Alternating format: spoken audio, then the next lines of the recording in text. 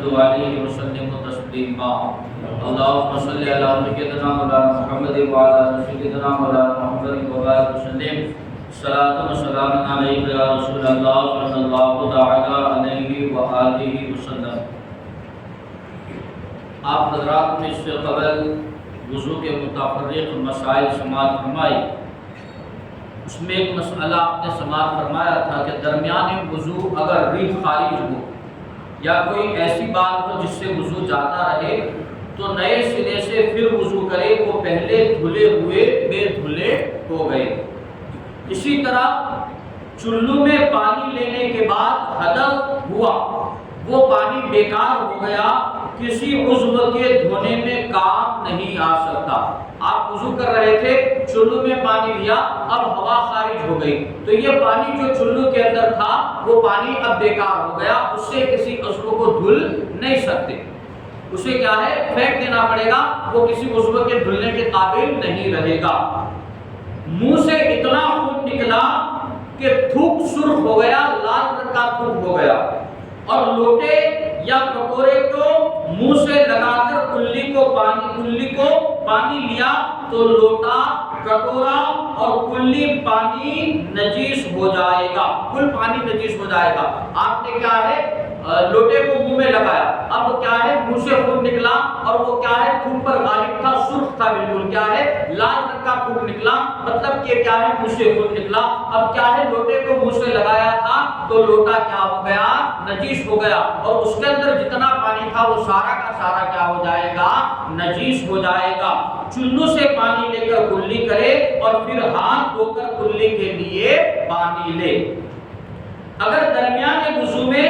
کسی عضو کے دھونے میں شک واقع ہوا اور یہ زندگی کا پہلا واقعہ ہے تو اس کو دھل لے، اور اکثر شک پڑا کرتا ہے تو اس کی طرف التفات نہ کرے، یوں ہی اگر بعد وضو کے شک ہو تو اس کا کچھ خیال نہ کرے۔ آپ وضو کر رہے تھے، اب کیا ہے آپ نے ہاتھ بھی دھل لیے، منہ بھی دھل لیا، پھر مسح بھی کر لیا، اب پیر دھل رہے تھے کہ آپ کو خیال آیا کہ میں تو مسح کرنا بھول ہی گیا، یا تو میں تو ہاتھ دھلنا بھول گیا۔ تو زندگی کا اگر یہ پہلا واقعہ ہے کہ شک ہو، یقین نہیں کیا ہے شک ہو کہ دھلا ہے یا نہیں، تو میں اگر ہاتھ دھلنا بھول گیا، اس طرح اگر خیال آیا، شک ہوا، زندگی کا پہلا واقعہ ہے تو کیا ہے دوبارہ اسے دھل لے۔ لیکن اگر بار بار ایسا ہوتا ہے تو پھر کیا ہے اس کی طرف کوئی توجہ نہ دے، اور کیا ہے اگر بعد وضو بھی اس طرح شک ہو تو بھی کیا ہے اس کی طرف کچھ خیال نہ کرے۔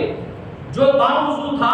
اب اسے شک ہے کہ وضو ہے یا ٹوٹ گیا، آپ باوضو تھے، آپ نے وضو کر لیا تھا، پھر اس کے بعد کیا ہے ایک آدھ گھنٹے کے بعد آپ کو شک ہوا کہ وضو ہے یا وضو ٹوٹ گیا، تو وضو کرنے کی اسے ضرورت نہیں، وضو کرنے کی اسے ضرورت نہیں۔ کب؟ جب آپ نے وضو کیا تھا ایک آدھ ڈیڑھ دو گھنٹے کے بعد آپ کو شک ہوا کہ وضو ہے یا ٹوٹ گیا، تو اب کیا ہے اسے وضو کرنے کی ضرورت نہیں۔ ہاں کر لینا بہتر ہے جبکہ یہ شبہ بطور وسوسہ نہ ہوا کرتا ہو، کر لینا بہتر ہے کب؟ جبکہ یہ شبہ بطور وسوسہ کیا ہے ہمیشہ اسے نہ ہوتا ہو، اور اگر وسوسہ ہے تو اسے ہرگز نہ مانے۔ اس صورت میں احتیاط سمجھ کر وضو کرنا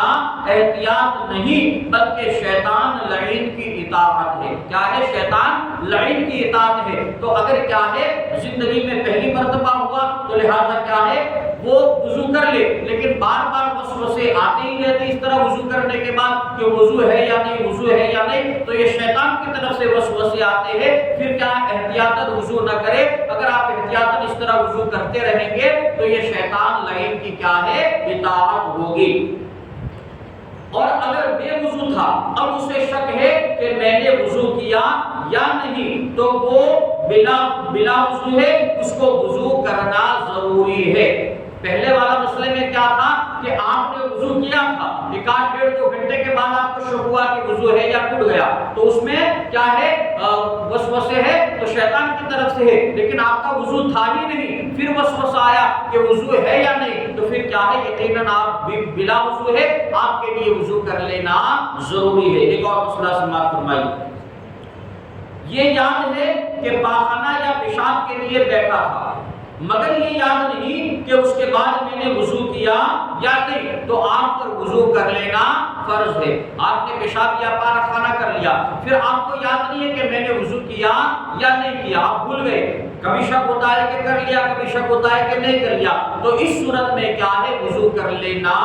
فرض ہے۔ یہ یاد ہے کہ کوئی عضو دھونے سے رہ گیا مگر معلوم نہیں کہ کون سا عضو تھا، تو بایاں پاؤں دھل لے۔ کیا ہے، آپ نے وضو کر لیا، پھر آپ کو ایسا وسوسہ ہوا کہ ہو سکتا ہے کہ ہاتھ دھلنے میں رہ گیا یا پھر کیا ہے چہرہ دھلنے میں رہ گیا، یہ وسوسہ ہوا، تو پھر کیا ہے، ڈاما پگ دھل لینا یہ بہتر ہے۔ اللہ تبارک و تعالی ہم سبھی کو عمل کرنے کی نیک توفیق دے۔